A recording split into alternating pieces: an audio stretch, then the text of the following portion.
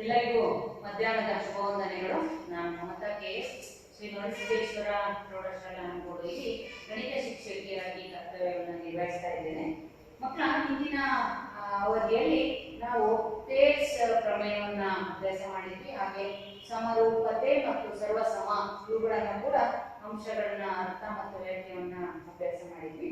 ಈ ದಿನ ಆ ಒಂದು ಸಮರೂಪತೆಯನ್ನ ಮತ್ತೆ ಸರ್ವಸಮತೆಯನ್ನ ಮತ್ತು ಟೇಲ್ಸ್ ಪ್ರಮೇಯವನ್ನ ಆಧಾರವಾಗಿಟ್ಕೊಂಡು ಇವತ್ತಿನ ದಿನ ಇನ್ನೊಂದು ಮುಖ್ಯವಾದಂತಹ ಪ್ರಮೇಯವನ್ನು ನಾವು ಸಾಧಿಸಲಿಕ್ಕೆ ಹೊರಟಿದ್ದೀವಿ.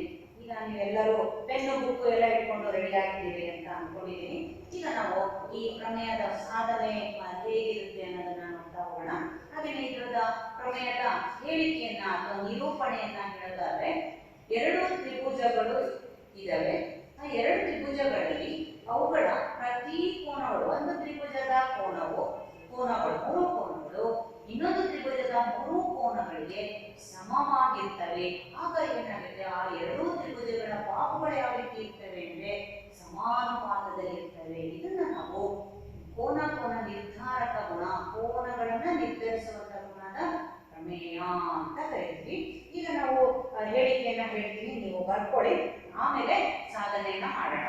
ಒಂದು ತ್ರಿಭುಜದ ಮೂರು ಕೋನಗಳು ಮತ್ತೊಂದು ತ್ರಿಭುಜದ ಮೂರು ಕೋನಗಳಿಗೆ ಸಮನಾಗಿದ್ದರೆ ಆಗ ಎರಡು ತ್ರಿಭುಜಗಳ ಅನುರೂಪ ಬಾಹುಗಳು ಪರಸ್ಪರ ಸಮಾನುಪಾತದಲ್ಲಿ ಇರುತ್ತವೆ ಅನ್ನೋದು ನಮ್ಮ ಈ ಕೋನ ನಿರ್ಧಾರಕ ಪ್ರಮೇಯದ ಹೇಳಿಕೆ. ಈಗ ಆ ಪ್ರಮೇಯವನ್ನು ಯಾವ ರೀತಿ ಸಾಧನೆ ಮಾಡೋದು ಅನ್ನೋದನ್ನ ನೋಡ್ತಾ ಬರೋಣ. ಹೆಸರು ಬರೆಯೋಣ. ಕೋನ ನಿರ್ಧಾರಕ ಗುಣ. ಇದನ್ನ ನಾವು ಇದು ಒಂದು ಪ್ರಮೇಯ.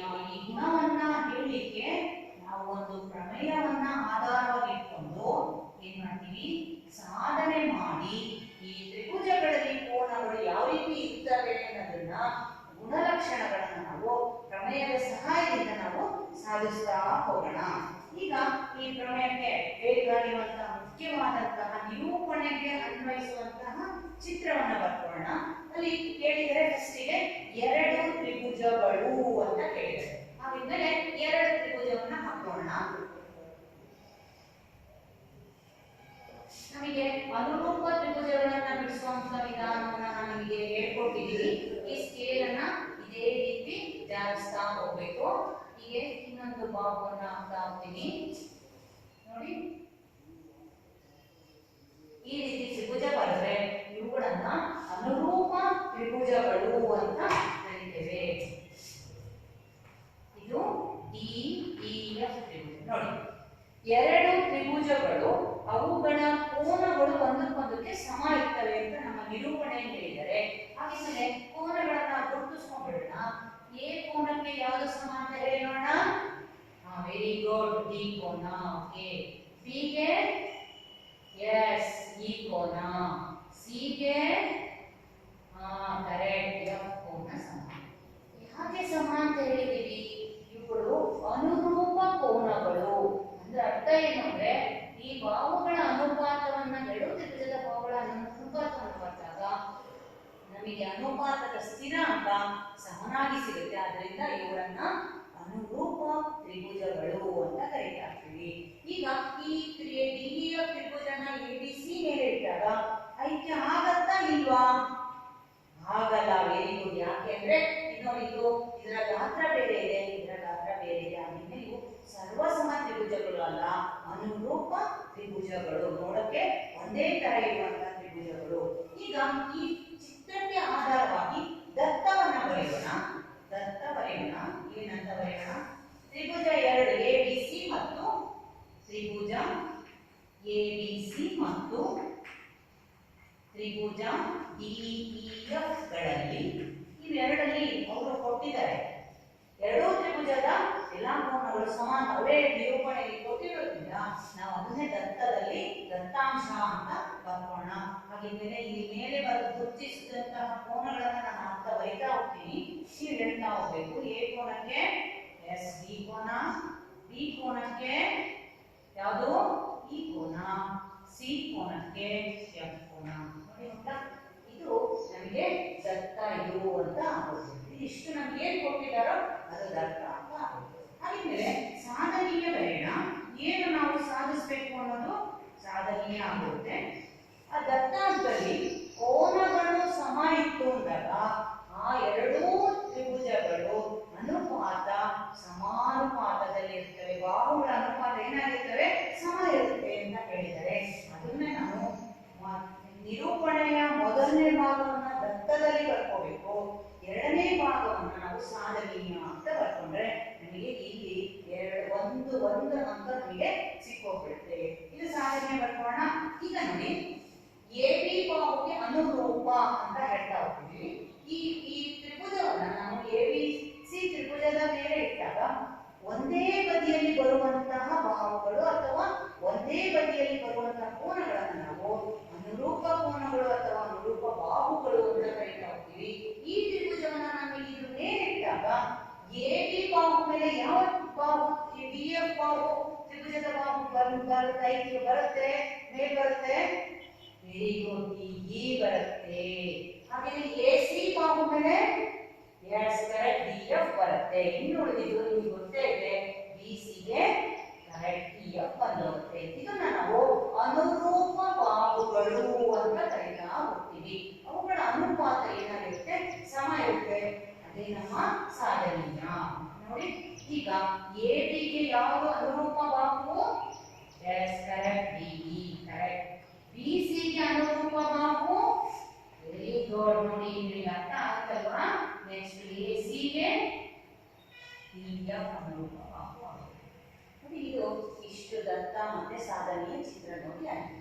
ಈಗ ನಾವು ನಮಗೆ ರಚನೆ ಬೇಕು. ಯಾಕೆಂದ್ರೆ ನಾವು ಸಾಧನೆ ಮಾಡಬೇಕಾಗಿರೋದು ಏನು ಅಂದ್ರೆ ಈ ಸಮಾನುಪಾತದಲ್ಲಿ ಬಾಹುಗಳು ಇದಾವೆ ಅನ್ನೋದನ್ನ ಸಾಧನೆ ಮಾಡಬೇಕು. ಅದಕ್ಕೋಸ್ಕರ ನಮಗೆ ಏನ್ ಮಾಡಬೇಕು? ರಚನೆಯನ್ನ ಮಾಡ್ಕೊಳ್ಳೋಣ. ರಚನೆ ಏನ್ ಬರೆಯೋಣ ನೋಡಿ. ಈಗ ರಚನೆ ಏನ್ ಬರೆಯೋಣ ಅಂದ್ರೆ ನೋಡಿ, ಈ ತ್ರಿಭುಜ ಇದನ್ನ ನಾನು ಹೋಲಿಕೆ ಮಾಡ್ತಾ ಹೋಗ್ತಾ ಇದ್ದೀನಿ. ಈ ಹೋಲಿಕೆ ಮಾಡ್ಬೇಕಾದ್ರೆ ನಾನು ಅನುರೂಪತೆಯನ್ನ ಹೋಲಿಕೆ ಮಾಡಬೇಕು. ಹಾಗಿದ್ಮೇಲೆ ನಾನು ಡಿ ಎಷ್ಟಿದೆಯೋ ಅಷ್ಟೇ ಈ ಬಾಹುವಿನ ಅಳತೆಯನ್ನ ನಾನು ಎ ಬಿ ಬಾಹು ಮೇಲೆ ಗುರುತಿಸ್ಕೊಂತೀನಿ. ಡಿ ಎಫ್ ಆ ಬಾಹುವಿನ ಅಳತೆಯನ್ನ ಎ ಸಿ ಬಾಹು ಮೇಲೆ ಗುರುತಿಸ್ಕೊಂತೀನಿ. ಆದ್ರೆ ಈ ಬಿ ಸಿ ಅನ್ನು ಡಿ ಎಫ್ ಗೆ ಸಮ ಅಲ್ಲಿ ಹೊಂದೋಗುತ್ತೆ. ನೋಡಿ ಮಕ್ಕಳಿಂದ ನಾವು ಅಳತೆ ಮಾಡೋಣ. ನೋಡಿ ಇದು ಎಷ್ಟು ಸೆಂಟಿಮೀಟರ್ ಇದೆ ಅನ್ನೋದನ್ನ ನೋಡ್ಕೊಳ್ಳೋಣ. ನೋಡ್ಕೊಂಡ್ಬಿಟ್ಟು ನಾವೇನ್ ಮಾಡೋಣ, ಇಲ್ಲಿ ಆ ಬಿಂದುವನ್ನ ಗುರುತಿಸ್ಕೊಳ್ಳೋಣ. ನೋಡಿ ಹಾಗೇನೆ ಡಿ ಇ ಎಷ್ಟು ಸೆಂಟಿಮೀಟರ್ ಇದೆ ಅನ್ನೋದನ್ನ ನೋಡ್ಕೊಳ್ಳೋಣ. ಈಗ ಇದನ್ನ ನಾವು ಇಲ್ಲಿ ಗುರುತಿಸ್ಕೊಳ್ಳೋಣ. ಅರ್ಥ ಆಗ್ತಿದೆಯಲ್ಲ? ಈಗ ಈ ಬಿ ಸಿ ಗೆ ಸಮಾಂತರವಾಗಿ ನಾವೇನ್ ಮಾಡ್ತಿದ್ವಿ? ಗೆರೆಯನ್ನ ಎತ್ತೋಣ. ನೋಡಿ ಈಗ ಈ ತ್ರಿಭುಜ ಎಷ್ಟಾಯ್ತು? ಅಲ್ಲೇ ಒಂದು ತ್ರಿಭುಜ ಬಂದೋಗ್ಬಿಟ್ಟು ಇದನ್ನ ನಾನು ಏನು ಜಿ ಹೆಚ್, ಈ ಬಿಂದುಗಳಿದಾವಲ್ಲ ಇದನ್ನ ಜಿ ಹೆಚ್ ಅಂತ ಕರೀತೀವಿ.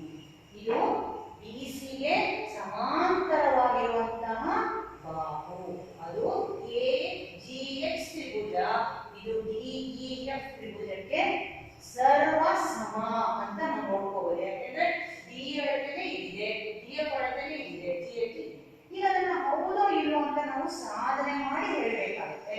ಹೆಂಗ್ ಸಾಧನೆ ಮಾಡಿದ್ವಿ? ರಚನೆ ಏನ್ ಮಾಡಿದ್ವಿ ಅದನ್ನ ಬರೆಯೋಣ. ಏನಂದ್ರೆ ಎ ಜಿ ಅನ್ನೋದು ಎಷ್ಟಿದೆ? ವೆರಿ ಗುಡ್, ಡಿ ಇ ಎಷ್ಟು ಇದೆ ಅಳತೆ. ಹಾಗೆಯೇ ಮತ್ತು ಎ ಎಚ್ ಅನ್ನೋದು ಎಷ್ಟಿದೆ ಅಳತೆ?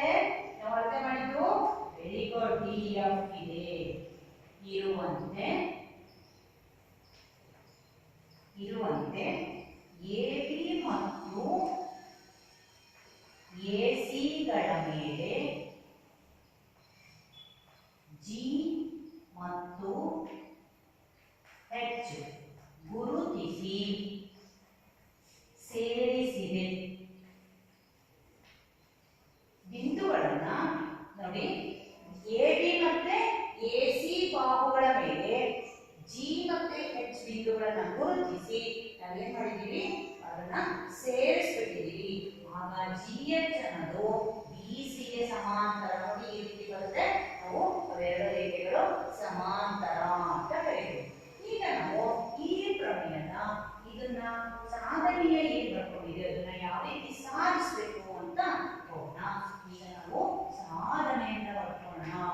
ಇಲ್ಲಿ ಹೇಳಿಕೆಗಳನ್ನ ಬರ್ಕೋಣ. ಹಾಗೆಯೇ ಈ ಕಡೆ ಕಾರಣಗಳನ್ನ ಬರ್ಕೊಳ್ಳೋಣ.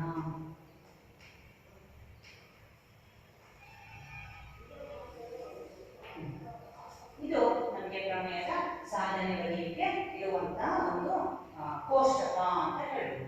ಈಗ ನಾವು ನೋಡಿ, ನಾನೀಗ AGX ತ್ರಿಭುಜ ಹೊಸದು ಬಂದಿರೋದು, ಹಾಗೆ DF ತ್ರಿಭುಜ ಇರೋದು, ಇವೆರಡನ್ನ ನಾನು ಹೋಲಿಕೆ ಮಾಡ್ತಾ ಹೋಗೋಣ. ಏನೇನು ಅಂತ ನೋಡಿ. ತ್ರಿಭುಜ AGX ಮತ್ತು ತ್ರಿಭುಜ DEF ಗಳಲ್ಲಿ ಹೋಲಿಕೆ ಮಾಡ್ತಾ ಹೋಗೋಣ. ಈಗ ನಮಗೆ ಬಾಹು ಅಳತೆಯನ್ನ ನೋಡಿ, ಡಿ ಎಷ್ಟಿದೆಯೋ AG ಅಷ್ಟೇ ಇದೆ, DF ಎಷ್ಟಿದೆಯೋ AH ಅಷ್ಟೇ ಇದೆ, ಹೌದಲ್ವಾ? ಹಾಗೆಂದ್ರೆ ನಮಗೆ ದತ್ತದ ಪ್ರಕಾರ ಈ A ಕೋನ ಮತ್ತು D ಕೋನ ಸಮ ಅಂತ ಇಲ್ಲಿ ಬರ್ಕೊಂಡಿದ್ದೀವಿ. ಹಾಗಿದ್ಮೇಲೆ ಅವುಗಳನ್ನೇ ನಾವು ಬರೆದ್ರೆ ನಮಗೆ ಗೊತ್ತಾಗುತ್ತೆ ನೋಡಿ. A ಕೋನ ಈಕ್ವಲ್ಸ್ B ಕೋನ. ಇದು ನಮಗೆ ಆಲ್ರೆಡಿ ದತ್ತದಲ್ಲೇ ಇರೋದ್ರಿಂದ ಇದು ಬಂದಂತ ಎಲ್ಲಿಂದ ಬಂತು, ನಮಗೆ ಸಿಕ್ಕಿರೋದು ದತ್ತದಿಂದ ಸಿಕ್ತು ಕಾರಣ. ಹಾಗೇನೆ AG ಅನ್ನೋದು ಯಾವ್ದಕ್ಕೆ ಸಮ ಇದೆ, DE ಗೆ ಸಮ. AH ಅನ್ನೋದು ಯಾವ್ದಕ್ಕೆ ಸಮ ಇದೆ, DF ಗೆ ಸಮ. ಇವೆರಡೂ ಕೂಡ ಬಂದಿರೋದು ರಚನೆಯಿಂದ ಬಂದಿದೆ ನಮಗೆ, ಆಯ್ತಾ? ಈಗ ನೋಡಿ, ಒಂದು ಕೋನ ಎರಡು ಬಾಹುಗಳು ಸಮ ಅಂದ್ಮೇಲೆ ನಾವು ನಮ್ಮ ಹಿಂದಿನ ಒಂದು ಸಿದ್ಧಾಂತಗಳನ್ನ ನೆನಪು ಮಾಡ್ಕೊಂಡ್ರೆ, ಯಾವ್ದಾದ್ರೂ ಎರಡು ತ್ರಿಭುಜದಲ್ಲಿ ಒಂದು ಕೋನ ಎರಡು ಬಾಹುಗಳು ಸಮ ಇತ್ತು ಅಂದ್ರೆ ಆ ಸಿದ್ಧಾಂತಕ್ಕೆ ಏನಂತ ಹೆಸರು ಕರಿತೀವಿ? ವೆರಿ ಗುಡ್, ಬಾಹೋಬ ಸಿದ್ಧಾಂತ. ನೆನಪಾಗ್ಬಿಡುತ್ತಲ್ವಾ ನೀವು ಸಿದ್ಧಾಂತ ಕಲಿತು? ಆದ್ಮೇಲೆ ಈ ಎರಡೂ ತ್ರಿಭುಜಗಳು ಏನಾಗಿರುತ್ತೆ, ಬಾಹೋಬ ಸಿದ್ಧಾಂತದ ಪ್ರಕಾರ ಸರ್ವಸಮ ಆಗಿದವೆ. ಯಾಕೆಂದ್ರೆ ಕೋನಗಳ ಅಳತೆ ಕೂಡ ಸಮ ಇದೆ, ಹಾಗೇನೆ ಬಾಹುಗಳ ಅಳತೆ ಕೂಡ ಸಮ ಇದೆ ಅಂದಾಗ ಈ ತ್ರಿಭುಜಗಳು AGX ತ್ರಿಭುಜ ಸರ್ವಸಮ ತ್ರಿಭುಜ DEF ಗೆ ಯಾವುದರ ಆಧಾರದ ಮೇಲೆ, ಬಾಹೋಬ ಸಿದ್ಧಾಂತದ ಪ್ರಕಾರ ನಮಗೆ ಇದು ಎರಡೂ ಕೂಡ ಸರ್ವಸಮ ಅಂತ ಗೊತ್ತಾಗ್ತದೆ.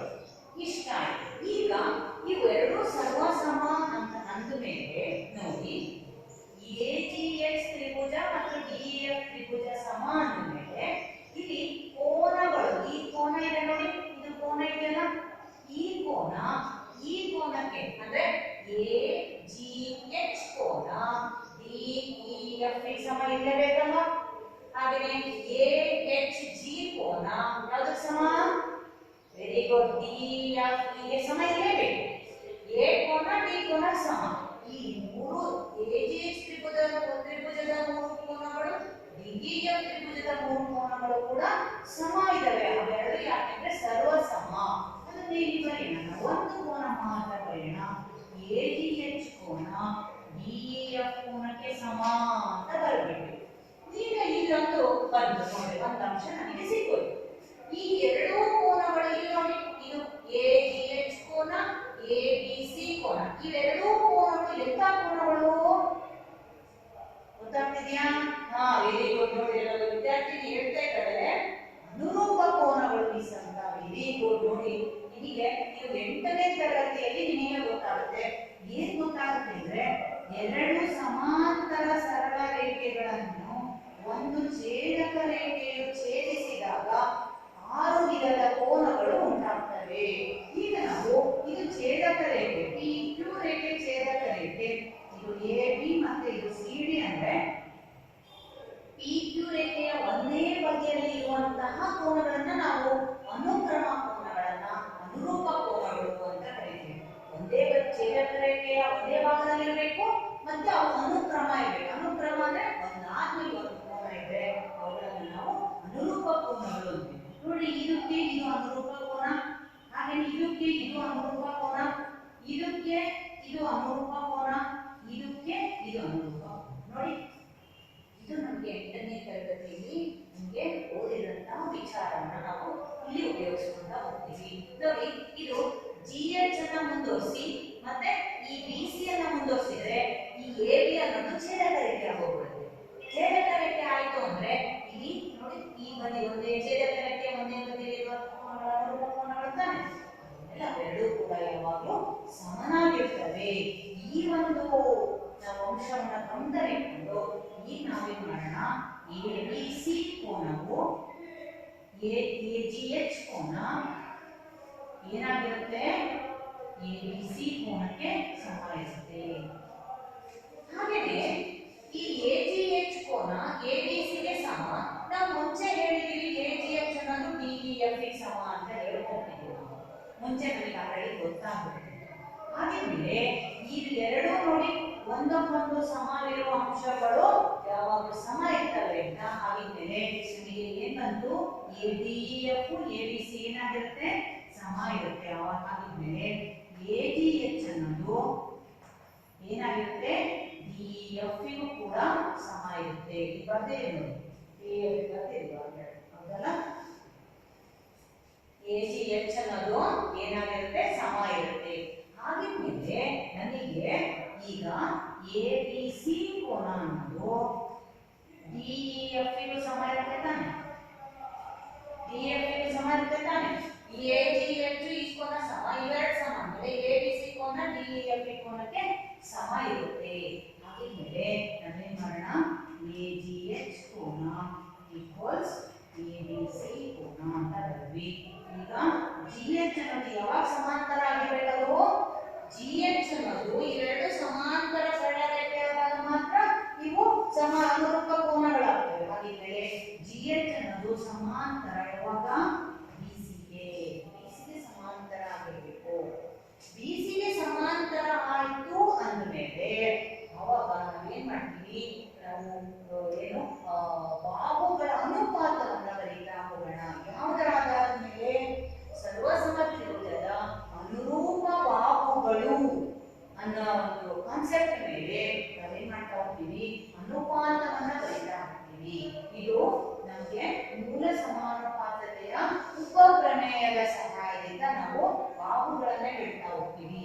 ಏನಾದ್ರು ಹೇಳೋದಂದ್ರೆ ಎ ಬಿಗೆ ನೋಡಿ A B by A G ಅನುರೂಪ ಬಾಹುಗಳನ್ನ ಹರಿತವರ್ಣ ಅನುಪಾತ A G equals B C by G H, B C by G H equals ನೋಡಿ A C by A B, A C by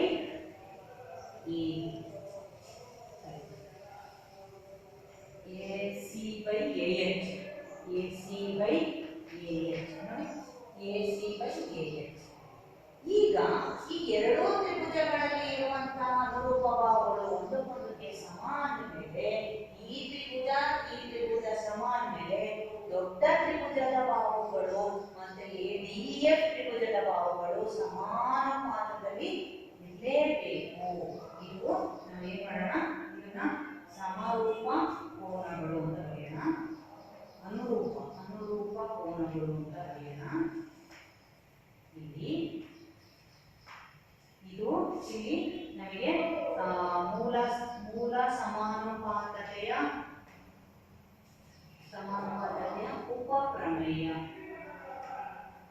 ಉಪಪ್ರಮೇಯದ ಪ್ರಕಾರ ಇದು ಬಂದ್ವಿ. ಈಗ A B by D B C by E F A C by ಗೊತ್ತಾಗಿಲ್ಲ ಕಾಣುತ್ತೆ, ಇಷ್ಟು ಕಾಣುತ್ತೆ ಅನ್ಕೊಂಡಿದ್ವಿ. ಇದಿಷ್ಟು ನಮಗೆ ಏನಾಯ್ತು, ಕೋನ ನಿರ್ಧಾರಕ ಗುಣವನ್ನ ತಿಳಿಸುವಂತಹ ಒಂದು ಪ್ರಮೇಯ ಆಯಿತು. ಇದು ನಮಗೆ ಪರೀಕ್ಷೆಯಲ್ಲಿ 4 ಅಂಕಗಳಿಗೆ ಇರುವಂತಹ ಒಂದು ಪ್ರಮೇಯ ಆಗಿದೆ. ಇದು ಅರ್ಥ ಆಯ್ತು ಅನ್ಕೊಂಡಿದ್ದೀನಿ. ಇನ್ನೊಂದ್ಸರಿ ಬೇಕಾದ್ರೆ ಎಕ್ಸ್ಪ್ಲೇನ್ ಮಾಡ್ತಾ ಹೋಗೋಣ. ಈ ತ್ರಿಭುಜದ ಹೇಳಿಕೆಯಿಂದ ನಿರೂಪಣೆ ಹೇಳಿದ್ರೆ, ಎರಡು ತ್ರಿಭುಜಗಳಲ್ಲಿ ಒಂದು ತ್ರಿಭುಜದ 3 ಕೋನಗಳು ಮತ್ತು ಇನ್ನೊಂದು ತ್ರಿಭುಜದ 3 ಕೋನಗಳು ಸಮವಾಗಿರುತ್ತವೆ.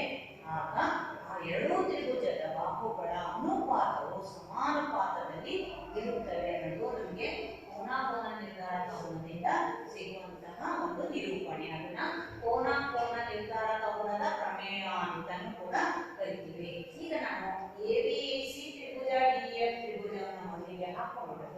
ಆವಾಗ ದತ್ತ ಎಂದರೇನು ಅಂದ್ರೆ ನಿರೂಪಣೆಯಲ್ಲಿ ಏನಿದೆಯೋ ಹಾಗೆ ಎಬಿಸಿ ತ್ರಿಭುಜದ ಮೂರು ಕೋನಗಳು ಡಿಇಎಫ್ ತ್ರಿಭುಜದ ಮೂರು ಕೋನಗಳು ಏನಾಗಿವೆ ಸಮ ಅಂತ ಬರ್ಕೊಂಡ್ಬಿಟ್ಟಿದೀವಿ. ಇವೆರಡು ತ್ರಿಭುಜಗಳಲ್ಲಿ ಮೂರು ಕೋನಗಳು ಸಮ, ಇದು ನಮಗೆ ದತ್ತ ಆಗೋಯ್ತು.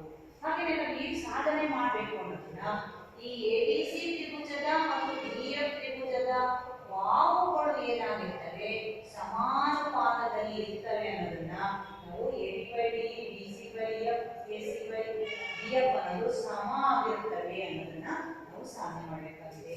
ಹಾಗೆ ನೀವು ಈ ಸಾಧನೆ ಮಾಡಬೇಕು ಅಂದಾಗ ನಮಗೆ ರಚನೆಯನ್ನ ಮಾಡ್ಕೊಳ್ಳೋಣ. ಅದು ಏನಂದ್ರೆ ಡಿಇಎಫ್ ಡಿಇ ಅನ್ನೋದು ಎಷ್ಟು ಅಳತೆ ಇರುತ್ತೋ ಬಾಹು ಅದೇ ರೀತಿ ಎಎಚ್ ಅನ್ನೋದು ಅಷ್ಟೇ ಅಳತೆ ಇರುತ್ತೆ. ಡಿಎಫ್ ಅನ್ನೋದು ಎಷ್ಟು ಅಳತೆ ಇರುತ್ತೋ ಎಎಚ್ ಅನ್ನೋದು ಕೂಡ ಅಷ್ಟೇ ಅಳತೆ ಇರುತ್ತೆ. ಹಾಗಿದ್ಮೇಲೆ ನಾವು ಎಬಿ ಮತ್ತು ಎಸಿ ಗಳ ಮೇಲೆ ಜಿ ಮತ್ತು ಎಚ್ ಬಿಂದುಗಳನ್ನ ಗುರುತಿಸಿ ಅವುಗಳನ್ನ ಸೇರಿಸಿದಾಗ ಇದು ಬಿಸಿ ಬಾಹುಗೆ ಸಮಾಂತರ ಆಗೋಯಿತು. ಇದನ್ನ ನಾವು ಇಲ್ಲಿ ರಚನೆ ಅಂತ ಹಾಗೆ ಸಾಧನೆಯನ್ನ ಮಾಡಿದ್ರೆ ಇಲ್ಲಿ ಹೇಳಿಕೆಗಳು ಮತ್ತು ಕಾರಣಗಳು. ಹೇಳಿಕೆಗಳು ನಾವೇನು ಹೇಳಿರ್ತೀವೋ ಅದನ್ನ ಹೇಳಿರುವಂತಕ್ಕೆ ಕಾರಣ ಏನು ಅನ್ನೋದನ್ನ ಕಾರಣ ಕಾಲದಲ್ಲಿ ಬರೆಯೋಣ. ಈಗ ನಾನು ಎಡಿಇಎಫ್ ತ್ರಿಭುಜ ಮತ್ತೆ ಎಜಿಎಚ್ ತ್ರಿಭುಜ ಇವೆರಡನ್ನ ಹೋಲಿಕೆ ಮಾಡ್ತಾ ಹೋಗ್ತೀನಿ. ಇಲ್ಲಿ ನಮಗೆ ಕೋನ ಮತ್ತು ಬಾಹುಗಳನ್ನ ಹೋಲಿಕೆ ಮಾಡ್ತಾ ಹೋಗ್ಬೇಕು. ಈಗ ಎ ಕೋನ ಡಿ ಕೋನಕ್ಕೆ ಸಮ ನಮಗೆ ವೃತ್ತದಲ್ಲಿ ಗೊತ್ತಾಗ್ಬಿಟ್ಟಿದೆ, ಬರ್ದಿದ್ದೀವಿ, ಅದನ್ನ ಬರ್ಕೊಂಡ್ಬಿಡೋಣ.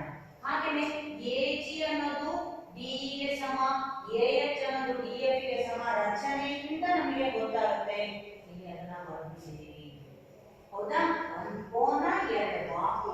ನಮ್ಮ ಬಾಹೋಬ ಸಿದ್ಧಾಂತದ ಪ್ರಕಾರ ಯಾವುದಾದ್ರೂ ಎರಡು ಬಾಹುಗಳು ಅದರ ನಡುವಿನ ಕೋನ ಸಮ ಇದ್ದಾಗ ಅವು ಎರಡು ತ್ರಿಭುಜಗಳು ಸರ್ವ ಸಮ ಅನ್ನೋದು ನಮ್ಮ ಬಾಹೋಬ ಸಿದ್ಧಾಂತ ಆಗಿರೋದ್ರಿಂದ ಈ ಮೂರು ಅಂಶಗಳನ್ನು ಆಧರಿಸಿ ಇವೆರಡೂ ತ್ರಿಭುಜಗಳು ಸರ್ವ ಸಮತೆಯನ್ನು ಹೊಂದಿದೆ ಅಂತ ಹೇಳ್ತಾರೆ.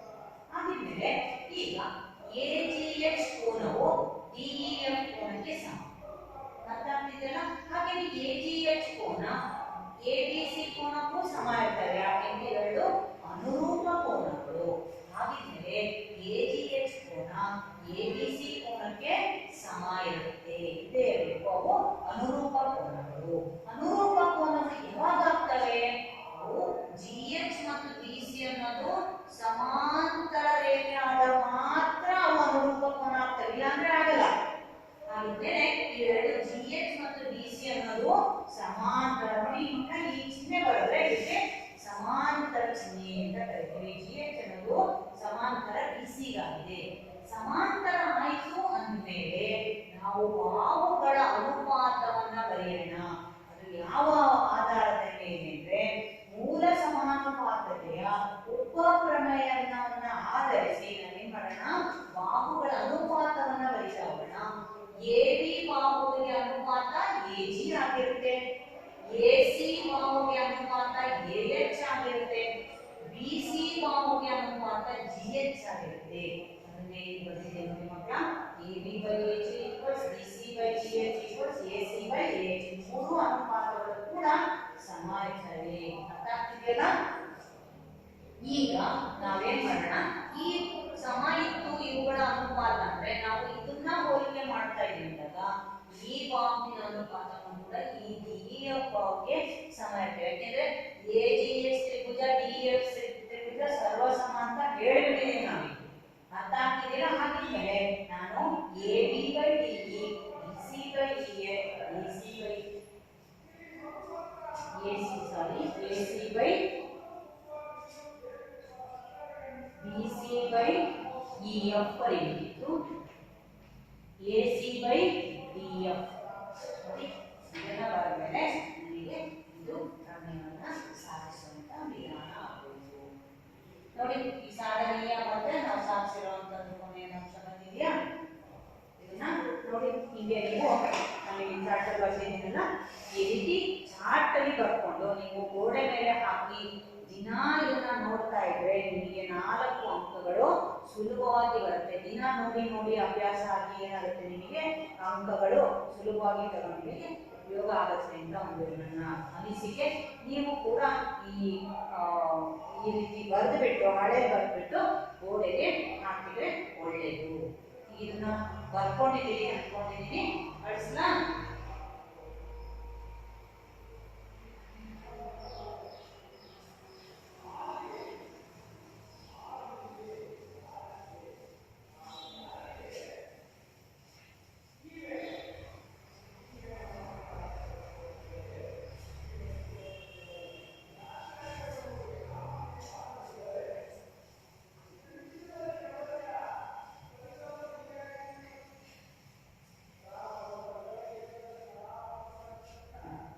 ಈಗ ಈ ಒಂದು ಕೋನ ನಿರ್ಧಾರಕ ಗುಣ ಆಧಾರದ ಮೇಲೆ ನಮ್ಮ ಟೆಕ್ಸ್ಟ್ ಬುಕ್ ನಲ್ಲಿರುವ ಅಭ್ಯಾಸದ ಕೆಲವು ಲೆಕ್ಕಗಳನ್ನು ಮಾಡೋಣ. 2.3 ನಾನು ನಿನ್ನೆ ಕೊಟ್ಟಂತಹ ಹಿಂದಿನ ಅವಧಿಯಲ್ಲಿ ಕೊಟ್ಟಂತಹ ಹೋಮ್ವರ್ಕ್ಗಳನ್ನು ನೀವು ಮಾಡಿದ್ದೀರಿ ಅಂತ ಅನ್ಕೊಂಡಿದ್ದೀನಿ. ಹಾಗಾಗಿ ನಾನು ನನಗೆ ಕೇಳಿಲ್ಲ, ಮಾಡಿರ್ತೀರಿ. ಯಾಕೆಂದ್ರೆ ನಿನ್ನೆನಕ್ಕೆ ಅರ್ಧ ಲೆಕ್ಕ ನಿಮಗೆ ಬಂದೋಗಿತ್ತು. ಹಾಗಾಗಿ ಮುಂದಿನ ಲೆಕ್ಕವನ್ನು ಕೂಡ ನೀವು ಮಾಡಿದ್ದೀರಿ. ಕೆಲವರು ಮಾಡಲಿಕ್ಕೆ ಪ್ರಯತ್ನ ಮಾಡ್ತಾ ಇರ್ಬೋದು. ಈಗ ಮುಂದಿನ ಅಭ್ಯಾಸಕ್ಕೆ ಹೋಗೋಣ. 2.3 ಇಲ್ಲಿ ಎಲ್ಲರೂ ನಿಮ್ಮ ಟೆಕ್ಸ್ಟ್ ಬುಕ್ಗಳನ್ನು ಓಪನ್ ಮಾಡಿ 1ನೇ ಮೇಲಿನ ಚಿತ್ರಗಳನ್ನು ನೋಡಿದ್ರೆ ಚಿತ್ರ 2.34ರಲ್ಲಿ ಸಮರೂಪ ತ್ರಿಭುಜಗಳ ಜೊತೆಗಳು ಯಾವುವು ಅಂತ ಇಲ್ಲಿ ಕೆಲವಾರು ತ್ರಿಭುಜಗಳ ಜೊತೆಗಳನ್ನು ಕೊಟ್ಟಿದ್ದಾರೆ. ತಿಳಿಸಿ ಅಂತ ಹೇಳಿದ್ದಾರೆ. ಈ ಪ್ರಶ್ನೆಗಳನ್ನು ಉತ್ತರಿಸಲು ಸಮರೂಪತೆಯ ಯಾವ ನಿರ್ಧಾರಕ ಗುಣಗಳನ್ನು ಇಲ್ಲಿ ಉಪಯೋಗಿಸಿದಿರಿ ನೀವು ಅಂತ ನೋಡ್ಬೇಕು. ಹಾಗೆಯೇ ಸಮರೂಪ ತ್ರಿಭುಜಗಳ ಜೊತೆಯನ್ನು ಸೂಚಿಸಲು ಸಂಕೇತವನ್ನ ಬರೀರಿ ಅಂತ ಪ್ರಶ್ನೆಯನ್ನ ಕೇಳಿದ್ದಾರೆ. ನಾವು ಸಮರೂಪತೆ ಮತ್ತೆ ಸರ್ವಸಮಕ್ಕೆ ಚಿಹ್ನೆಗಳನ್ನ ಉಪಯೋಗಿಸ್ತಾ ಹೋಗ್ತೀವಿ. ನಾವು ಎಸ್ ಅನ್ನ ಈ ರೀತಿ ಬರೆದ್ರೆ ನನಗೆ ಇದನ್ನ ಸಮರೂಪತೆ ಚಿಹ್ನೆ ಅಥವಾ ಸಮರೂಪ ಇದರ ಚಿಹ್ನೆ ಅಂತ ಕರೀತೀವಿ. ಇದೇ ಎಸ್ ಅನ್ನ ಬರ್ಬಿಟ್ಟು ಅದ್ರ ಕೆಳ ಕರೆಕ್ಟಾಗಿ 2 ಸಮ ಚಿಹ್ನೆಯನ್ನ ಹಾಕಿದ್ರೆ ಇದನ್ನ ನಾವು ಸರ್ವಸಮ ಚಿಹ್ನೆ ಅಂತ ಕರಿತೀವಿ. ನೋಡಿ, ಇದು ಸಮರೂಪತೆಯನ್ನ ಸೂಚಿಸುವಂತಹ ಚಿಹ್ನೆ. ಇದೇ ಎಸ್ಸಿಗೆ 2 ಗೆರೆಯನ್ನ ಈ ರೀತಿ ಕೆಳಗಡೆ ಹಾಕಿದ್ರೆ ಇದು ಸರ್ವಸಮ ಅಂತ ಸೂಚಿಸುವಂತಹ ಚಿಹ್ನೆ. ಇಲ್ಲಿ ಅವರು ಪ್ರಶ್ನೆ ಕೇಳಿರೋದು ನೀವು ಈ ತ್ರಿಭುಜಗಳನ್ನೆಲ್ಲ ನೋಡ್ಬಿಟ್ಟು ಯಾವ ನಿರ್ಧಾರಕವನ್ನ ಉಪಯೋಗಿಸಿದಿರಿ ಮತ್ತೆ ಆ ಚಿಹ್ನೆ ಸಮೇತ ಸರ್ವಸಮ ಇದ್ರೆ ಈ ಚಿಹ್ನೆ ಉಪಯೋಗಿಸಿ, ಸಮರೂಪ ಆಗಿರೋ ಆ ಚಿಹ್ನೆ ಮೇಲಿನ ಚಿಹ್ನೆಯನ್ನು ಉಪಯೋಗಿಸಿ ಅಂತ ಪ್ರಶ್ನೆನ ಕೇಳಿದರೆ ಇಲ್ಲಿ ಚಿತ್ರವನ್ನ ನಾನು ಬರೀತೀನಿ. ತ್ರಿಭುಜಗಳನ್ನ ಕೊಟ್ಟಿದ್ದಾರೆ, ಚಿತ್ರ ಬರೀತೀನಿ.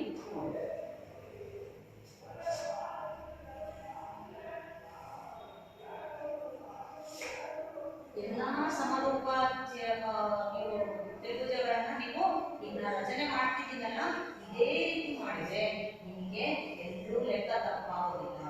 ಇದನ್ನ ಏನನ್ನ ಕರಿತೀವಿ? ಸಮರೂಪ ಆಕೃತಿಯುಳ್ಳ ತ್ರಿಭುಜ ಅಂತ ಕರಿತೀವಿ.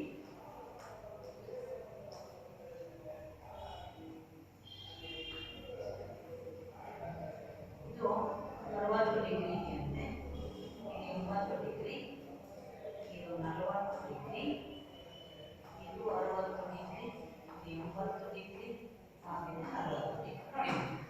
ಈಗ ನಿಮಗೆ ನೋಡ್ತಿದ್ದಂಗೆ ಇದು ಎಂತ ತ್ರಿಭುಜ ಅಂತ ಹೇಳಿ ನೋಡೋಣ. ಏನ್ ತ್ರಿಭುಜ ಇದು? ಇದು ಸರ್ವಸಮ. ಯಾಕೆ?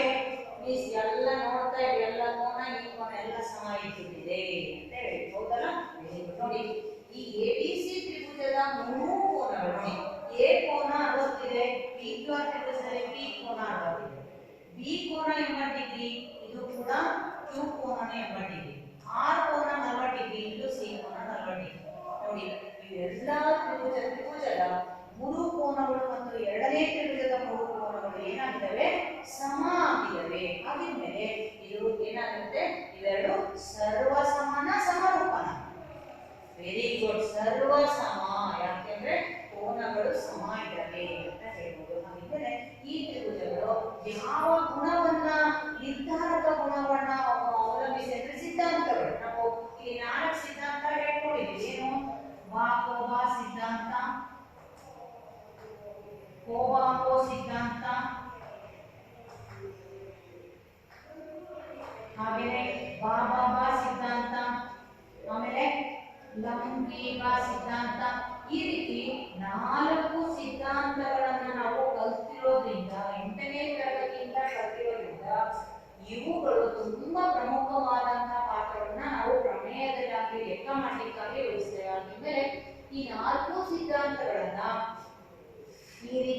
ಚಾರ್ಟ್ ಅಲ್ಲಿ ಬರೆದು ನೀವು ಇವಾಗ ಕಲರ್ ಪೆನ್ ಅಲ್ಲಿ ಬರೆದು ಹಾಕೋಬಹುದು, ಇಲ್ಲ ಬೇಡ ನಮ್ಮೆಲ್ಲ ಕಲರ್ ಪೆನ್ ಇಲ್ಲ ಅಂದಾಗ ಬ್ಲೂ ಇಂಕು ಮತ್ತೆ ರೆಡ್ ಇಂಕ್ ಅಲ್ಲಿ ಒಂದೊಂದು ಸಿದ್ಧಾಂತಗಳನ್ನ ಎಷ್ಟನೇ ತರಗತಿ ಅದೇ ಅಭ್ಯಾಸ ಮಾಡಿದಿರಿ ಅವನ್ನ ದೊಡ್ಡದಾಗಿ ಬರೆದು ಹಾಳೆ ಬರೆದು ಹಾಕೊಂಡ್ರೆ ಈ ಸಿದ್ಧಾಂತಗಳು ಉಪಯೋಗ ಆಗುತ್ತದೆ. ಈಗ ನಮಗೆ ನೋಡಿ ಇಲ್ಲಿ ಕೊಟ್ಟಿರೋದು ಕೋನ ಕೊಟ್ಟಿದ್ದಾರ ಬಾವು ಕೊಟ್ಟಿದ್ದಾರ, ಕೋನ ಕೊಟ್ಟಿದ್ದಾರೆ. ಹಾಗಿದ್ದರೆ ನಮ್ಗೆ ಎಷ್ಟು ಕೋನ ಕೊಟ್ಟಿದ್ದಾರೆ? 3 ಕೋನ ಕೊಟ್ಟಿದ್ದಾರೆ. ನಾವು ಈ ಸಿದ್ಧಾಂತದಲ್ಲಿ ಯಾವುದನ್ನ ನಾವು ಬಳಸಬಹುದು? ಕೋನ ಕೋನ ಕೋನ ಬಳಸಬಹುದು. ಈ 5ನೇದು 3 ಕೋನಗಳು ಅನ್ನೋದನ್ನು ಕೂಡ ಬಳಸ್ತಾ ಹೋಗ್ತಿದ್ದೀವಿ. ಇದೇ ನಾವು 3 ಕೋನಗಳು ನೋಡಿ, ಕೋನ ಕೋನ ನಿರ್ಧಾರಕ, ಹಾಗಿದ್ಮೇಲೆ ಕೋನ ಕೋನ ಕೋನ ನಿರ್ಧಾರಕ ಗುಣ. ಒಂದನೇದಕ್ಕೆ ಕೋನ ಕೋನ. ಈಗ ನಾವು ಯಾಕೆ ಇಲ್ಲಿ 3 ಕೋನ ಬರ್ದಿಲ್ಲ ಅಂದ್ರೆ 2 ಕೋನಗಳ ಸಮ ಇತ್ತು ಅಂದ್ರೆ ಇನ್ನೊಂದು ಕೋನ ಸಮ ಇದ್ದೇ ಇರಲೇಬೇಕು ತಾನೆ. ಅದಕ್ಕೆ ನಾವು ಹೇಳಿದ ಕೋನ ಕೋನ ನಿರ್ಧಾರಕ ಗುಣ. ಇದನ್ನ ಇಂಗ್ಲಿಷ್ ಅಲ್ಲಿ ಅಂತ ಇಂಗ್ಲಿಷ್ ಅಲ್ಲಿ ಆಂಗಲ್ ಅಂತ ಕರೀತೀವಲ್ಲ. ಕೋನ ಕೋನಕ್ಕೆ ಆಂಗಲ್ 3 ಅನ್ನು ಸೂಚಿಸಿದ್ರೆ ಕೋನಗಳ ನಿರ್ಧಾರಕ ಗುಣ. ಹಾಗೆ ಎರಡನೇ ಪ್ರಶ್ನೆ ಕೇಳಿರುವಂತಹ ತ್ರಿಭುಜದಲ್ಲಿ ಏನಿದೆ? ಇವುಗಳನ್ನ ನಿರ್ಧಾರಕ ಗುಣ ಸಮರೂಪ ಅಥವಾ ಯಾವುದಕ್ಕೆ ಉಪಯೋಗಿಸ್ತೀವಿ ಅಂದಾಗ ತ್ರಿಭುಜ ABC ಸರ್ವಸಮ ತ್ರಿಭುಜ PQR. ಕಲಿಯೋದಲ್ಲ, ಕೋನಗಳು ಸಮ ಇತ್ತು ಅಂದ್ರೆ ಬಾಹುಗಳು ಸಮ ಇದ್ದೇ ಇರ್ತವೆ. ಈ ರೀತಿ ನೀವು ಲೆಕ್ಕಗಳನ್ನ ಮಾಡಬಹುದು. ಎರಡನೇ ಲೆಕ್ಕ ಮಾಡೋಣ. ಇದು ಒಂದನೇ ಲೆಕ್ಕ ಆಯ್ತು. ಎರಡನೇ ಈ ಕೂಡ ಚಿತ್ರವನ್ನು ಬರೀತೀವಿ.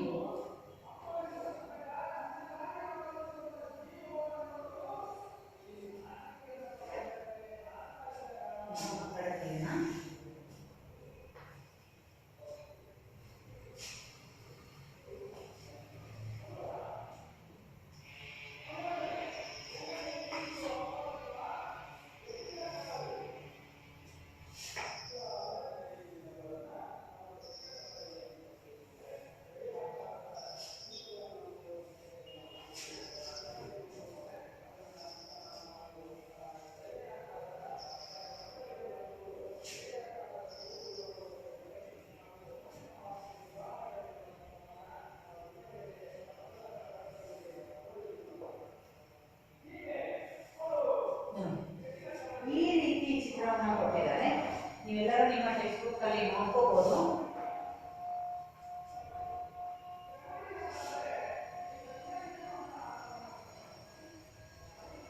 ಇದು 2.5 ಸೆಂಟಿಮೀಟರ್, 4 ಇದೆ, ಇದು 2 ಇದೆ, ಇದು 3 ಇದೆ, ಇದು 6 ಇದೆ, ಇದು 5 ಇದೆ. ನೋಡಿ ಈಗ ನಾವು ಚಿತ್ರ ಈ ರೀತಿ ಸುಮ್ಮನೆ ಕೂಡಲೇ ನಮಗೆ ಗೊತ್ತಾಗುತ್ತೆ ಅನುರೂಪ ಬಾಹುಗಳು ಯಾವುದು, ಅನುರೂಪ ಕೋನ ಯಾವುದು.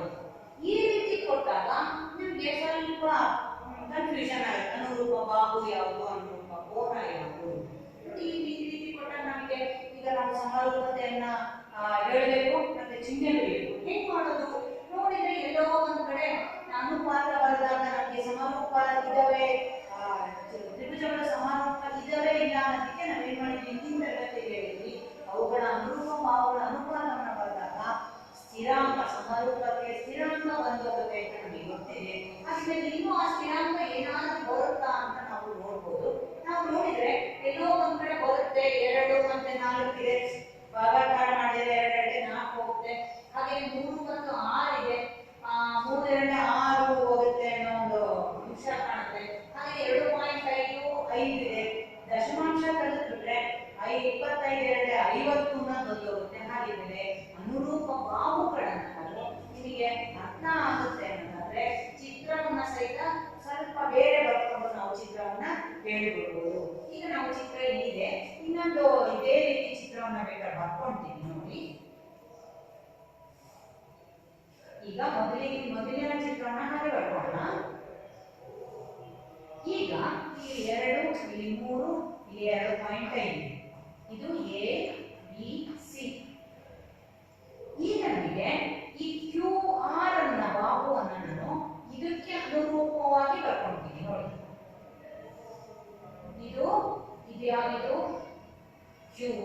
ಇದು ಆರ್ ನೋಡಿ ಯಾವಾಗ ಇದು 4 ಬಂದಿದ್ದು ಕ್ಯೂ ಪಿ ಪಿ ಕ್ಯೂ ಅನ್ನು ನಾನು ಈ ರೀತಿ ಬರೆದಿದ್ದೀನಿ ನೋಡಿ ಇದು ಪಿ ಪಿ ಕ್ಯೂ ಎಷ್ಟಿದೆ ಆರ್ ಇದೆ ನೆಕ್ಸ್ಟ್ ಪಿ ಆರ್ ಅಂದ್ರೆ ಆರ್ ಪಿ ಎಷ್ಟಾಗ್ತಿದೆ 5 ನೋಡಿ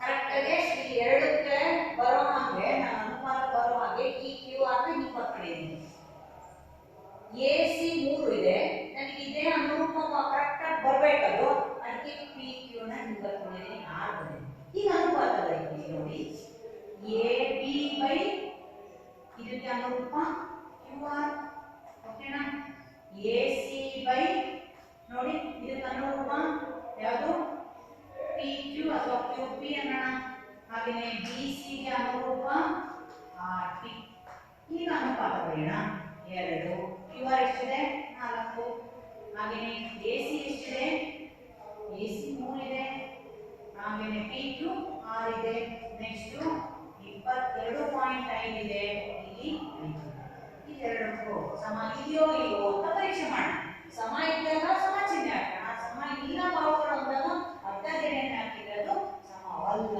ಅಂತ ಗೊತ್ತಾಗುತ್ತೆ ಈಗ ಭಾಗಾಕಾರ ಮಾಡೋಣ 2 ಒಂದೇ 2 ಎರಡೇ 4 3 ಒಂದೇ 3 ಎರಡೇ ಈಗ ಪಾಯಿಂಟ್ ಬಂತು ನಾನು ಹಿಂದಿನ ಅವಧಿಯಲ್ಲಿ ಪಾಯಿಂಟ್ ತೆಗೆಯೋದನ್ನ ಹೇಳ್ಕೊಟ್ಟಿದ್ದೆ ಇನ್ನೊಂದ್ಸರಿ ಮತ್ತೆ ಹೇಳೋಣ ಗೊತ್ತಾದ್ರೆ ನನಗೆ ಬಂದಂತ ಅನುಪಾತ 1/2 ಈಗ ಪಾಯಿಂಟ್ ನೋಡಿ ಪಾಯಿಂಟ್ ಅಂದ್ರೆ ಒಂದು ಅಂಶ ಇದೆ ಹಾಗಾಗಿ ನಾನು ಈ ಅಂಶ ಮತ್ತು ಛೇದ ಎರಡನ್ನು 10 ರಿಂದ ಅಂದ್ರೆ ಒಂದ್ರ ಮುಂದೆ 1 0 ಹಾಕಿ 10 ರಿಂದ ಗುಣಿಸಬೇಕು 10 ರಿಂದ ಭಾಗಿಸಿದ್ರೆ ಅವಾಗ ಈ ಪಾಯಿಂಟ್ ಮುಂದಕ್ಕೆ ಹೋಗುತ್ತೆ ಅವಾಗ ನನಗೆ 25 ಬರುತ್ತೆ ಇಲ್ಲಿ 10 × 5 ಮಾಡಿದ್ರೆ 10 50 ಅವಾಗ ನನಗೆ 25/50 ಆಗುತ್ತೆ ಪಾಯಿಂಟ್ ಹೋಗ್ಬಿಡ್ತು ಈಗ 25 ಬಂದ್ರೆ 25 ಹಾಗಿದ್ಮೇಲೆ ನನಗೆ ಎಷ್ಟು ಅಂತ ಅನುಪಾತ ಕರೆಕ್ಟಾಗಿ 3 ಸಮಾನುಪಾತ ಬಂದಿತ್ತು ಹಾಗಿದ್ಮೇಲೆ ಇವೆರಡೂ ತ್ರಿಭುಜಗಳು ಸಮರೂಪ ತ್ರಿಭುಜಗಳು ಯಾಕೆಂದ್ರೆ ಅನುಪಾತ ಏನಾಗಿದೆ ಇಲ್ಲಿ ಸ್ಥಿರಾಂಕ ಆಗಿದೆ ಹಾಗಿದ್ಮೇಲೆ ಎರಡೂ ತ್ರಿಭುಜಗಳು ಏನಾಗಿದೆ ಸಮರೂಪ ತ್ರಿಭುಜಗಳು ಇವು ಸಮರೂಪ ತ್ರಿಭುಜಗಳು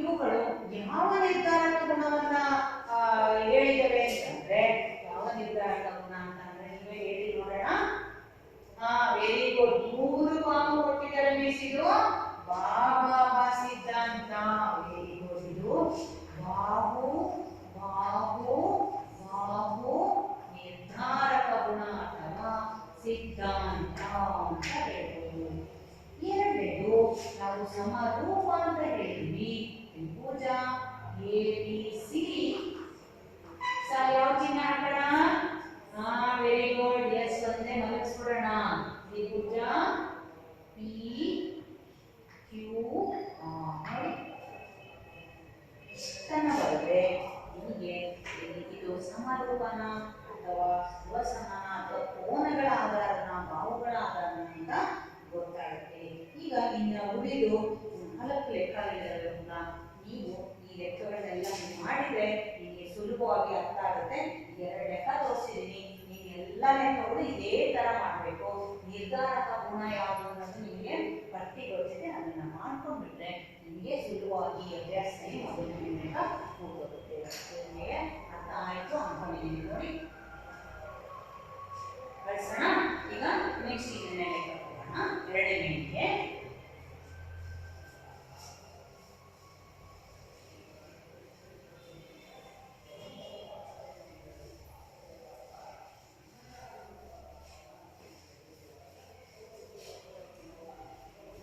ಎರಡನೇ ಮೇಲಿನಲ್ಲಿ ಇದಂತೂ ತುಂಬಾ ಚೆನ್ನಾಗಿರುವಂತ ಲೆಕ್ಕ ಇದೆ ನೋಡಿ ನಿಮ್ಮ ಟೆಕ್ಸ್ಟ್ ಬುಕ್ ಅಲ್ಲಿ ಇದೆ ಚಿತ್ರ 2.35ರಲ್ಲಿ ತ್ರಿಭುಜ OBA ಸಮರೂಪ ತ್ರಿಭುಜ ODC ಕೋನ BOC = 125 ಡಿಗ್ರಿ ಮತ್ತು ಕೋನ CDO = 20 ಡಿಗ್ರಿ ಆದರೆ DOC DCO ಕೋನ ಮತ್ತು OAB ಕೋನಗಳನ್ನು ನಾವು ಕಂಡುಹಿಡಿಯಬೇಕಂತೆ ಈ ಚಿತ್ರವನ್ನು ಬರ್ಕೋಣ ಎರಡನೇ ಚಿತ್ರವನ್ನು ಬರ್ಕೊಂಡು ಈ ಸಮಾಂತರ ರೇಖೆಗಳನ್ನು ಹಾಕಿದ್ದಾರೆ ಸರಳ ರೇಖೆಗಳಿವೆ ಸಮಾಂತರ ಸರಳ ರೇಖೆಗಳು ಇವುಗಳ ನಡುವೆ ಎರಡು ಛೇದಕ ರೇಖೆ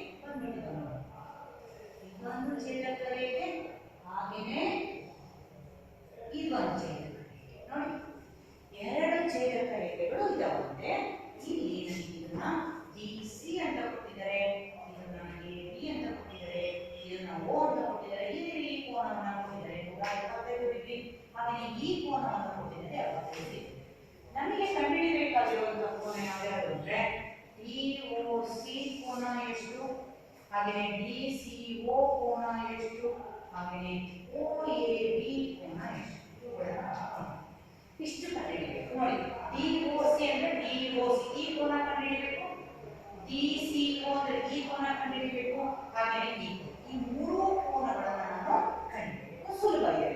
ಈಗ ಮಾಡೋಣ. ಏನ್ ಮಾಡೋಣ ಅಂದ್ರೆ ನೋಡಿ, ಈಗ ನನಗೆ ಇದು BD ಇದೆಯಲ್ಲ ಒಂದು ರೇಖೆ ಅನ್ಕೊಳ್ಳೋಣ. ನಮಗೆ ಈ 8ನೇ ತರಗತಿಯಲ್ಲಿ ನಾವು ಓದಿದ್ವಿ, ಒಂದು ಸರಳ ರೇಖೆಯ ಮೇಲೆ ಒಂದು ಕಿರಣ ನಿಂತಾಗ ಅವುಗಳಿಂದ ಉಂಟಾಗುವ ಕೋನಗಳನ್ನ ನಾವು ಸರಳ ಯುಗ್ಮ ಅಥವಾ ಪಾರ್ಶ್ವ ಕೋನಗಳು ಅಂತ ಕರೀತಾರೆ. ಈ ಪಾರ್ಶ್ವ ಕೋನಗಳ ಮೊತ್ತ ಎಷ್ಟಿರುತ್ತೆ ಅಂತ ಗೊತ್ತಾ? ವೆರಿ ಗುಡ್, 180 ಡಿಗ್ರಿ ಇರುತ್ತೆ. ಪಾರ್ಶ್ವ ಕೋನಗಳ ಮೊತ್ತ 180 ಡಿಗ್ರಿ ಇರುತ್ತೆ. ಅದನ್ನ ನಾನು ಉಪಯೋಗಿಸ್ಕೊಂಡು ಈಗ ಇವೆರಡೂ ಕೋನಗಳು ಪಾರ್ಶ್ವ ಕೋನಗಳಾಗ್ತವೆ. ಇವೆರಡನ್ನೂ ಉಪಯೋಗಿಸ್ಕೊಂಡು ಲೆಕ್ಕ ಮಾಡೋಣ. ಈಗ ನೋಡಿ, ಈಗ DOC ಕೋನ ಪ್ಲಸ್ BOC ಕೋನ ಈಕ್ವಲ್ಸ್ ಎಷ್ಟಿರುತ್ತೆ? ಇವೆರಡೂ ಪಾರ್ಶ್ವ ಕೋನಗಳು 180 ಡಿಗ್ರಿ ಇದೆ. DOC ಕೋನ ನನಗೆ ಗೊತ್ತಿಲ್ಲ, ಅದನ್ನು ನನಗೆ ಬರ್ಕೊಳ್ತೀನಿ. ಪ್ಲಸ್ BOC ಕೋನ ನೀವು ನೋಡಿದ್ದೀಯಲ್ಲ, ಅದು 125 ಡಿಗ್ರಿ ಅಂತ ನನಗೆ ಗೊತ್ತು. ಎರಡು ಕೂಡಿದ್ರೆ 180 ಬರಬೇಕು. DOC ಕೋನ ಈಕ್ವಲ್ಸ್ 180 ಡಿಗ್ರಿ ಪ್ಲಸ್ ಇದೆ ಆ ಕಡೆ ಕೋನ ಅಂದ್ರೆ 125 ಡಿಗ್ರಿ ಆಯ್ತು. DOC ಕೋನ ಎಷ್ಟಾಯ್ತು? 10 5 7 ಅಂದ್ರೆ 5 55 ಡಿಗ್ರಿ ಆಗುತ್ತೆ ಅಂತ ನೋಡಿ ನಮಗೆ ಅರ್ಥ ಆಯ್ತಾ? ಈಗ ನನಗೆ ಒಂದು ಕೋನ ಸಿಕ್ತು, ಯಾವುದು ಇದು. ಈಗ ಈ ಕೋನ ಸಿಕ್ತು. ಇದು DOC ತ್ರಿಭುಜದಲ್ಲಿ ತ್ರಿಭುಜದ ಮೂರು ಒಳಕೋನಗಳ ಮೊತ್ತ ವೆರಿ ಗುಡ್ 180 ಡಿಗ್ರಿ. ಈ ಕೋನ ಸಿಕ್ತು. ಹಾಗಿದ್ರೆ ಇದೆಷ್ಟು? ವೆರಿ ಗುಡ್, ಇವೆರಡು ಕೂಡಿ 180 ಇಂದ ಕಳೀರಿ ಕೇಳ್ತಿದ್ದೀರಲ್ವಾ? ಕಳೆದೇ ಬಿಡೋಣ. ಈಗ DOC ಕೋನ ಪ್ಲಸ್ OCB ಕೋನ, ಅದು ಕೇಳಿದ್ದಾರೆ, DCO ಕೇಳಿದ್ದಾರೆ, ಅದನ್ನೇ ಬರ್ಕೊಂಡು DOC ಕೋನ. ಹಾಗೇನೆ ಇದು ನೋಡಿ DOC DCO ODC plus ODC ಕೊಟ್ಟಿರೋದಲ್ವಾ, ಕೊಟ್ಟಿರೋದನ್ನೇ ಬರ್ಕೋಣ. CDO ಕೊಟ್ಟಿದ್ದಾರೆ, ಅದನ್ನೇ ಬರ್ಕೋಣ. CDO ಕೋನ ಈಕ್ವಲ್ಸ್ 180 ಡಿಗ್ರಿ. ಈಗ DOC ನನಗೆ ಬೇಕು, ಗೊತ್ತಿಲ್ಲ, ಪ್ಲಸ್ ಗೊತ್ತಿದೆ ಅಲ್ವಾ? DOC ನಾವು ಕಂಡುಹಿಡಿತೀವಿ. ಈಗ ನಾವು 55 ಡಿಗ್ರಿ. DCO ಗೊತ್ತಿಲ್ಲ ನನಗೆ, plus CDO 70 degree equals 180 degree ಆಯ್ತು. ಈಗ ಇವೆರಡನ್ನ ಕೂಡ್ರಿ ಮಕ್ಕಳ ಎಷ್ಟಾಗುತ್ತೆ? DCO plus 5 12 125 degree equals 180 degree. therefore DCO equals 180 degree minus 125 degree. ಈಗ DCO ಕೋನ ಈಕ್ವಲ್ಸ್ ಎಷ್ಟಾಗುತ್ತೆ? 5 ಇಲ್ಲಿ ಎಷ್ಟು ಉಳಿತು? 5. ಅದು ಕೂಡ 55 ಡಿಗ್ರಿ ಬಂದಿದೆ. ನೋಡಿ ಈ ಕೋನನು ಕೂಡ ಎಷ್ಟು 55 ಅಂತ, ಇದು 55 ಅಂತ. ನನಗೆ ಬೇಕಾದ ನೆಕ್ಸ್ಟ್ ಇದು. ಈಗ ಇವೆರಡೂ ಸಮಾಂತರ ಸರಳ ರೇಖೆ, ಇದು ಛೇದಕ ರೇಖೆ. ಛೇದಕ ರೇಖೆ ಮಾಡಿದಾಗ ನೋಡಿ, ಈ ಕೋನ ಇದ್ರೆ ಅವು ಅನುಕ್ರಮ ಮತ್ತು ಅಭಿಮುಖ ಛೇದಕ ರೇಖೆಯ ವಿರುದ್ಧ ದಿಕ್ಕಿನಲ್ಲಿದ್ದಾವೆ. ಇಂಥ ಕೋನ ಎಂಥ ಕೋನಗಳು ಅಂತ ಕರಿತೀವಿ? ಪರ್ಯಾಯ ಕೋನಗಳು ಅಂತ ಕರಿತೀವಿ. ನಾವು ಯಾವಾಗಲೂ ಸಮ ಇರ್ತವೆ. ನೀವು ನೆನಪಿಟ್ಕೊಳ್ಳೋದಾದ್ರೆ Z ಆಕಾರ ಇರುವಂತಹ ಕೋನಗಳು ಪರ್ಯಾಯ ಕೋನಗಳು. ಹಾಗಿದ್ದರೆ ಇದು ಕೂಡ ಪರ್ಯಾಯ ಕೋನ ಆಗ್ತಾವಲ್ಲ. ಇದು 55 ಡಿಗ್ರಿ ಇದ್ರೆ ಇದು ಕೂಡ 55 ಡಿಗ್ರಿ ಆಗಿರಲೇಬೇಕು. ಹಾಗಿದ್ದರೆ ನನಗೆ DCO ಕೋನ ಈಕ್ವಲ್ಸ್ ಯಾವುದು? OAB ಕೋನ ಈಕ್ವಲ್ಸ್ 55 ಡಿಗ್ರಿ. ಯಾಕೆಂದ್ರೆ ಪರ್ಯಾಯ ಕೋನಗಳು ಅವು ಯಾವಾಗಲೂ ಸಮ ಇರ್ತವೆ. ಇದಿಷ್ಟು ಲೆಕ್ಕ ನಿಮಗೆ ಸುಲಭವಾಗಿದೆ ಅಂತ ತಿಳ್ಕೊಂಡಿದ್ದೀನಿ. ನೀವೀಗ ಇಂಥ ಲೆಕ್ಕಗಳನ್ನ ಮುಂದಿನ ಅಭ್ಯಾಸದಲ್ಲಿದ್ದಾವೆ. ಮನೆ ಕೆಲಸ ಏನು ಅಂದ್ರೆ, ನೀವು ಅಭ್ಯಾಸ 2.3ರ ಲೆಕ್ಕಗಳನ್ನ ಬಿಡಿಸಿರಿ. ಬಿಡಿಸಿದ್ರೆ ನಿಮಗೆ ಸುಲಭವಾಗಿ ಈ ಪ್ರಮೇಯದಿಂದ ಅರ್ಥ ಆಗುತ್ತೆ ಅಂತ ತಿಳ್ಕೊಂಡು ಈ ಅವಧಿಯಲ್ಲಿ ನಾನು ಅಧ್ಯಯನ ಮುಗಿಸ್ತಾ ಇದ್ದೀನಿ. ಎಲ್ಲರಿಗೂ ಧನ್ಯವಾದ.